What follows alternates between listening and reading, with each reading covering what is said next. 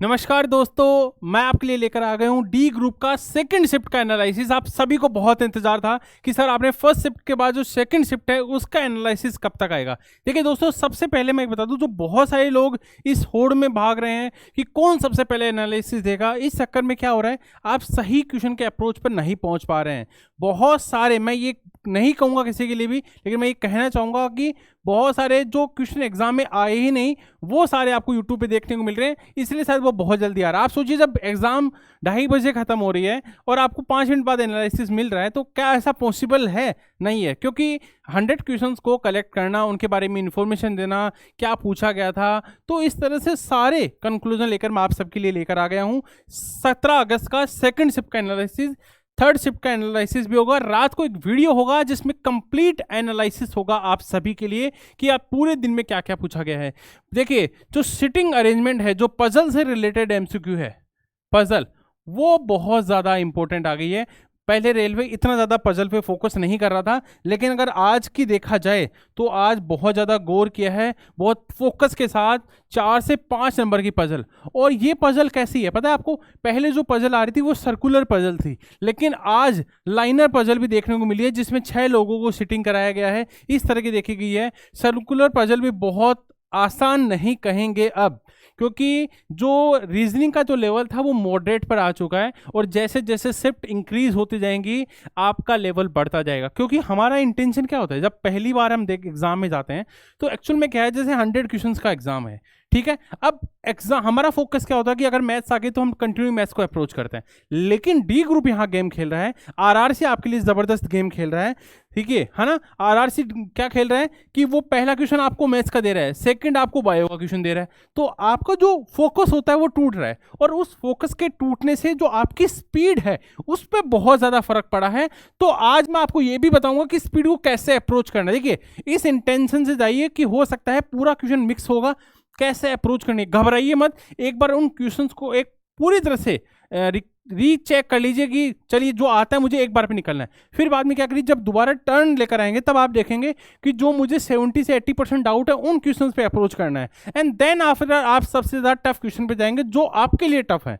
ये मत सोचना बहुत ज़्यादा आप सेकंड शिफ्ट में देख रहे होंगे कि सेकंड शिफ्ट का जो अटेम्प्ट करने का रेशियो है वो 85 से 90 पर आ गया है, लेकिन ये बहुत बड़ी गलती है।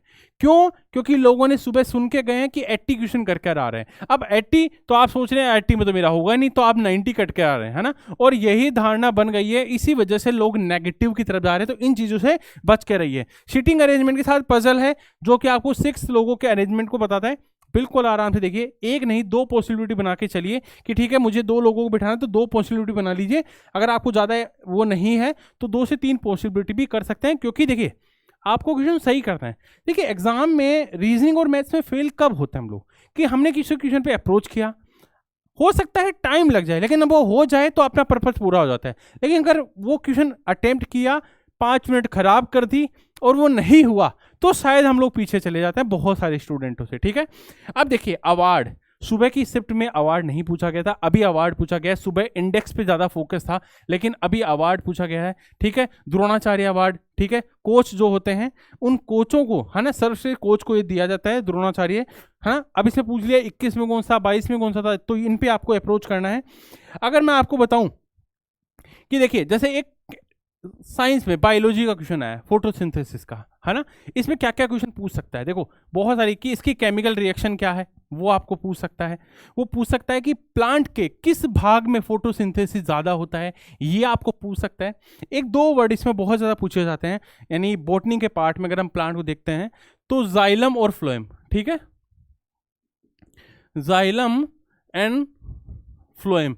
जाइलम काम क्या करता है, जाइलम जो रूट्स होती हैं, जड़ें होती हैं, उनसे वाटर और मिनरल्स को प्लांट के दूसरे भागों में पहुंचाता है। फाइलम क्या करता है, जो फूड रेडी हुआ है, जो भोजन बन गया है, उसको दूसरे भागों तक पहुंचाता है। तो जाइलम और फ्लोएम का वर्क पूछ सकता है। और देखिए, केमिकल रिएक्शन अलग टॉपिक भी आ सकता है कि इनमें से कौन सी फिजिकल रिएक्शन है, इनमें कौन सी केमिकल रिएक्शन है, आने वाली शिफ्ट के लिए है। क्योंकि अब ये जो क्वेश्चन आ गया वो तो अब आएगा नहीं, इससे रिलेटेड कुछ क्वेश्चन पूछे जाएंगे। अगर मैं बात करूं एनजीटी का, ठीक है। एनजीटी के चेयरमैन के बारे में पूछा गया, और क्या क्या पूछा गया है, बिल्कुल। अब देखिए एनजीटी, अब जितने भी मैंने बताया था, जैसे सुबह जो ऑर्गेनाइजेशन थे उनके हेड पूछे गए, ठीक है, कौन कौन से हेड थे। जैसे अगर एनजीटी की बात करें तो आदर्श कुमार गोयल है, ठीक है।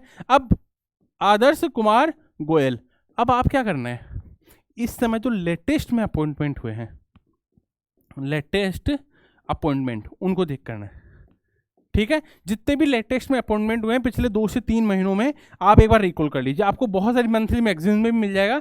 और मैं कोशिश करूंगा कि नाइट में एक ऐसा वीडियोस लाया जाए जो इनसे रिलेटेड एमसीक्यूज है वो भी आपको देखने को मिले, ठीक है। संविधान के संशोधन से रिलेटेड कौन से आर्टिकल से संबंधित है, कौन कौन से अमेंडमेंट है, वो आपको अमेंडमेंट पर ध्यान रखना है कि जो इंपॉर्टेंट अमेंडमेंट है उनको रिकॉल कर लीजिए। क्योंकि देखिए अभी इस बात को आपको सबसे ज़्यादा समझना जरूरी है कि डेली की 3 शिफ्ट हो रही है और 90 डेज एग्जाम चलेगी, यानी 270 एग्जाम्स होंगी, 270 के अप्रोक्स होंगी। और उन 270 एग्जाम से मगर 100 क्वेश्चन पूछा जा रहा है तो 27,000 एमसीक्यूज बनते हैं, 27,000 एमसीक्यू। इसका मतलब सब कुछ आ जाएगा। अब आपकी किस्मत में कौन से क्वेश्चंस हैं उनको हमें ट्राई करना है, ठीक है।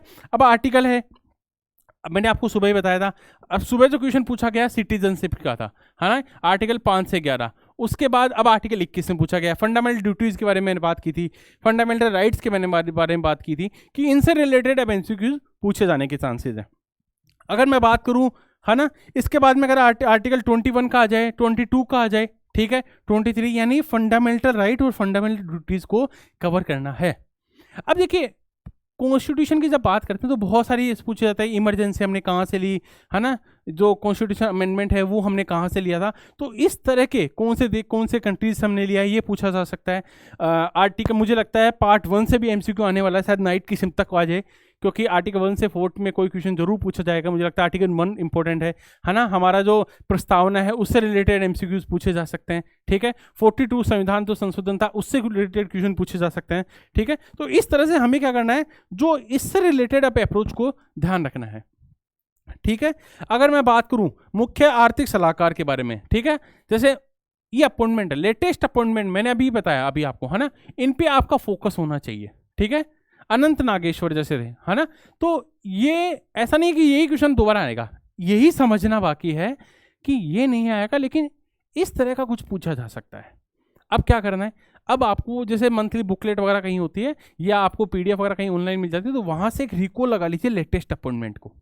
जैसे आर्टिकल मैंने बताया, यानी मैं आपसे कह सकता हूं आर्टिकल 1 से लेकर आर्टिकल 51 के अंडर में ज़्यादातर प्रश्न पूछ लिए जाएंगे या बाद में पूछे जाएंगे इमरजेंसी में, ठीक है। इमरजेंसी से अलावा प्रेसिडेंट पूछे जा सकते हैं, पंचायती राज के भी क्वेश्चन पूछे जा सकते हैं, क्योंकि सुबह 2 क्वेश्चन पंचायती राज से पूछे गए हैं, तो चांसेस है कि पंचायती राज के पूछे जा सकते हैं, ठीक है।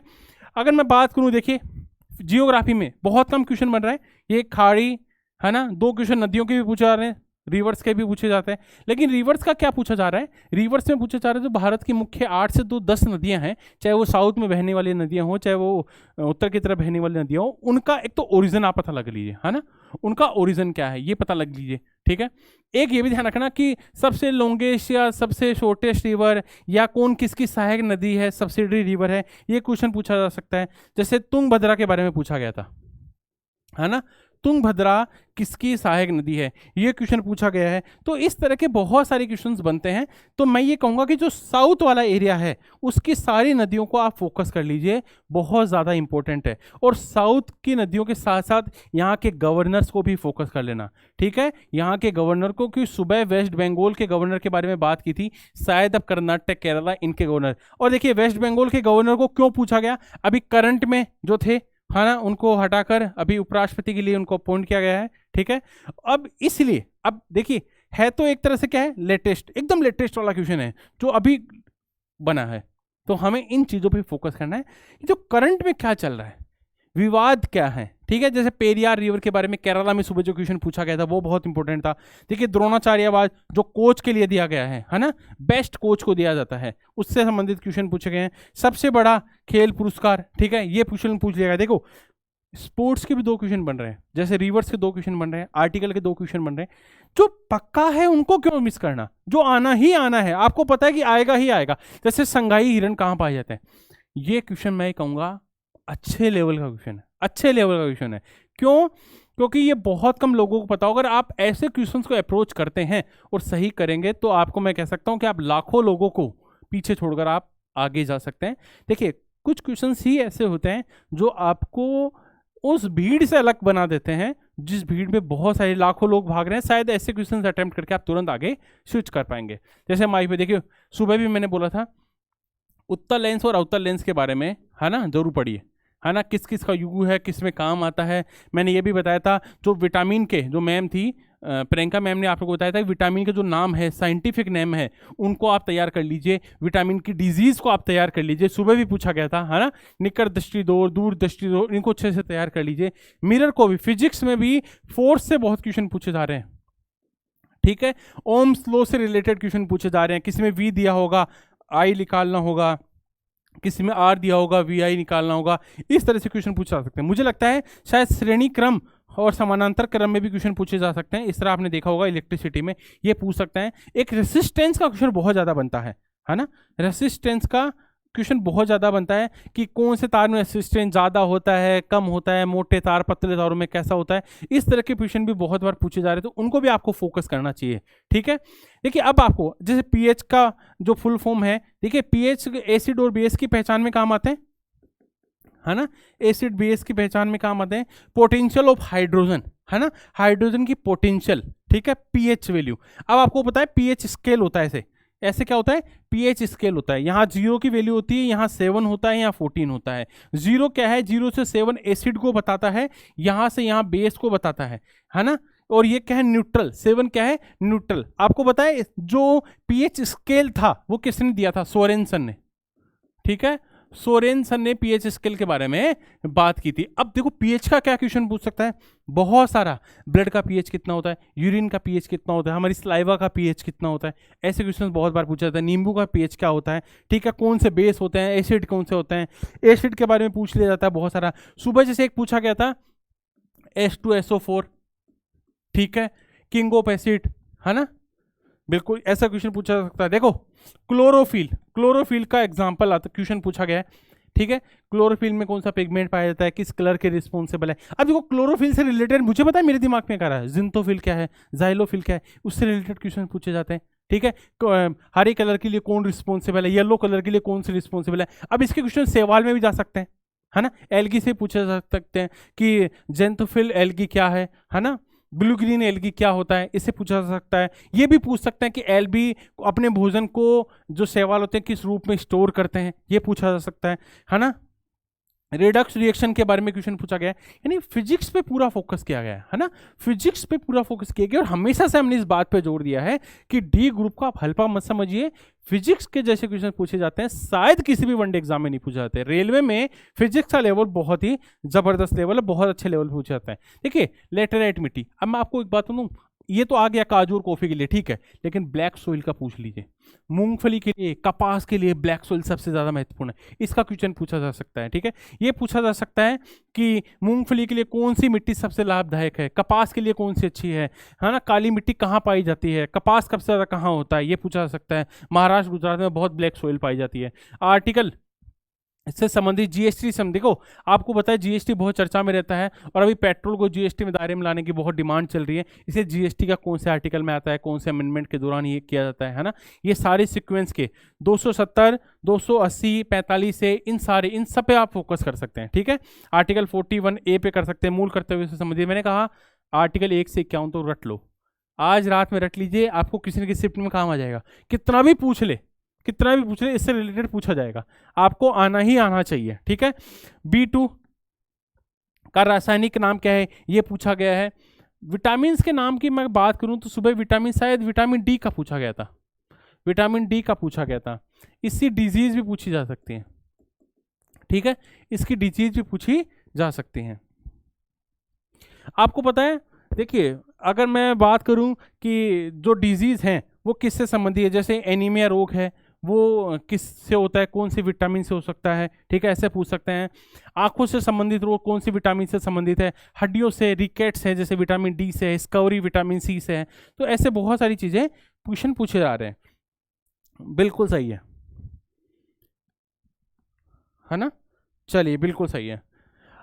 और क्या लग रहा है, विटामिन डी हो गया, हाँ, अगर आर्टिकल जीएसटी का पूछे तो 279A, ठीक है, ये ध्यान रखना। ये तो पूरा अप्रोच के साथ करी है, मतलब आर्टिकल्स पे मुझे लगता है पॉलिटी पे आज दोनों शिफ्ट में बहुत ज़बरदस्त रिस्पॉन्स देखने को मिला है, और ये सुबह की तुलना में थोड़ी टफ थी, लेकिन नंबर अटेम्प्ट ज़्यादा रहे। इसका मतलब क्या है कि लोग नेगेटिव की तरफ जा रहे हैं, बस इससे बच के रहिए।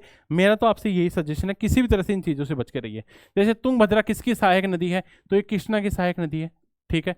सहायक नदियों की बात करते हैं तो गंगा की सहायक नदियाँ पूछ सकते हैं, जैसे गंडक किसकी सहायक नदी है पूछा जा सकता है, ठीक है। गंगा, यमुना, ठीक है, आपकी आ गई नीचे की तरफ साउथ की कृष्णा नदी आ गई है। इन सारी नदियों पर इनकी सहायक नदियों को देख लीजिए, इनका ओरिजिन को देख लीजिए, बहुत इंपॉर्टेंट है। स्वर्ण मंदिर, ठीक है, कौन से सिख ने, चौथे सिख गुरु ने बनवाया था, ठीक है, इससे रिलेटेड पूछा सकता है। किसके समय में था, ये जमीन किसने डोनेट की, है ना, ये सारी चीजें पूछी जा सकती है। विटामिन B12 की कमी से एनीमिया रोग हो जाता है। देखिए जो अभी क्वेश्चन था इसका रियल मतलब क्या है कि क्वेश्चन इसी से रिलेटेड आ रहा है। एग्जैक्ट इन्फॉर्मेशन अभी लोगों के पास नहीं है, कि बस ये पता है विटामिन B12 का क्वेश्चन था। अब वो डिजीज से रिलेटेड था, इसके साइंटिफिक नेम से रिलेटेड था, इसे हमें पूरी चीज़ों पे फोकस करना पड़ेगा, है ना। अब देखिए नदियों का उद्गम की बात जैसे मैंने की थी, ओरिजिन की जैसे बात की थी, तो उन ओरिजिन से संबंधित क्वेश्चन बहुत बार पूछे गए। अभी ये पैटर्न चल रहा है, सुबह भी यही चल रहा था, अभी थोड़ा सा चेंज हुआ है, लेकिन नाइट की 30 शिफ्ट के बाद और क्लियर हो जाएगी स्थिति कि क्या होने वाला है, ठीक है। विश्व का सबसे बड़ा जो नदी द्वीप है वो कौन सा है, तो ज़्यादातर मैंने दो चीज़ें देखी। अब इंटरनेशनल अंतर्राष्ट्रीय स्तर पर जो चीज़ें पूछी जा रही हैं, सुबह एक तो अंतर्राष्ट्रीय हेडक्वार्टर पूछा गया, ठीक है। हाँ, सुबह के अगर मैं शिफ्ट पे देखूं तो हेडक्वार्टर पूछा गया। अभी पूछा गया है सबसे बड़ा द्वीप, यानी एक दो क्वेश्चन वहां से बन रहा है, जैसे माजुली द्वीप है ना, माजुली द्वीप असम में है। लेकिन एक चीज मैंने इसमें नोटिस की है कि ये जो पूछे जा रहे हैं सबसे बड़े, विश्व में सबसे बड़े, वो चीजें पूछी जा रही है जो भारत में है।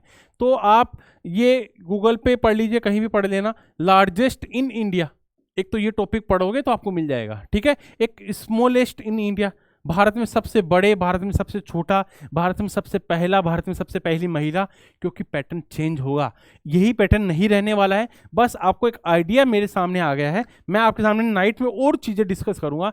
देखिए सिटिंग अरेंजमेंट था जो सर्कुलर बेस बनकर आया था, पजल भी थी जो फ्लोर बेस थी, यानी ऐसे 6 फ्लोर हैं, इनमें लोगों को अरेंज किया गया, कलर के साथ अरेंज किया, तो थोड़ा सा लेवल बढ़ गया है रेलवे का भी। द्रोणाचार्य जो अवार्ड, उससे रिलेटेड क्वेश्चन पूछा गया, है ना। पुअरेस्ट स्टेट के बारे में बात की, मैंने कहा था भारत में सबसे लॉन्गेस्ट, स्मॉलेस्ट, सबसे, है ना, इन चीज़ों के बारे में बात की। और फिजिक्स में भी जो लेफ्ट हैंड रूल है फ्लेमिंग का, उससे रिलेटेड क्वेश्चन था। मायोपिया मैंने बताया, आंखों से डिजीज, अवतल लेंस, उत्तल लेंस, इनको पढ़िए, अवतल लेंस और अवतल दर्पण और उत्तल दर्पण पे भी क्वेश्चन पूछे जा सकते हैं। तो इन सारी चीज़ों पर मेरा एनालिसिस ओवरऑल ये कहता है कि अगर आप 75% प्लस अगर आप सही कर रहे हैं तो बहुत ज़्यादा ज़रूरत नहीं है 90 पे मत जाइए, नेगेटिव मत करिए। ऐसा नहीं है, रोक नहीं रहा हूँ, मैं आपको ये कहना चाह रहा हूँ, अगर आपको 100% है तो आप कितना भी अटेम्प्ट कर सकते हैं। बट अगर आपको लगता है कि आप कुछ सोच कर और आप तुक्के की तरफ जा रहे तो मत लगाइए, करोड़ों की भीड़ में कहाँ खो जाओगे पता नहीं लगेगा। 75 मेरे हिसाब से अच्छा अटेम्प्ट है, और धीरे धीरे जैसे शिफ्ट चेंज होंगी हम हमारा एनालिसिस बदलते रहेंगे, क्योंकि शिफ्ट वाइज होने वाला है। So thank you everyone, night का लास्ट वाला वीडियो जरूर देखना, अगर वीडियो पसंद आई तो लाइक जरूर करना। Thank you.